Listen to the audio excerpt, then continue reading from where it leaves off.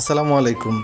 আপনি যে প্রাণীটি আমি দেখাচ্ছি এটাকে অনেকে অনেক নামে ডাকে। এটা গন্ধ গোকুল নামে ডাকে, খাটাস বলে ডাকে গ্রামে। এটা এশিয়ার দেশগুলোতে পাওয়া যায়, গ্রামেও পাওয়া যায়। তথ্যগুলো দিয়ে দিব।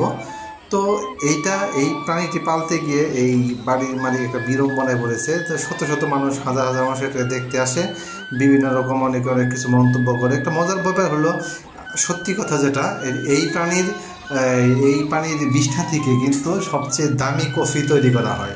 পৃথিবীর সবচেয়ে দামি কফি তৈরি করা হয় এই প্রাণীর বর্জ্য থেকে, মানে মোট কথা পটির থেকে। হ্যাঁ। আর হচ্ছে এই প্রাণীটি কিন্তু বর্তমানে আর নেই পৃথিবীতে। মানে এই প্রাণীটাকে বাড়ির মালিক এখানে ছিল না, গ্রামবাসী এসে এটাকে মেরে ফেলেছে। তো আসলে আমাদের এই বিষয়ে একটু সচেতন না হলে একটু সমস্যা। গ্রামের মানুষগুলা আসলেই অন্যরকম, এরা বুঝতে চায় না। আসলে সঠিক তথ্য না জানার কারণে এই প্রাণীটিকে তারা মেরে ফেলেছে। বাড়ির মালিক অনেক দুঃখ করেছে, তারা বাড়ির মালিক এটাকে অনেক যত্ন করতে, খাবার টাবার দিত আর কি।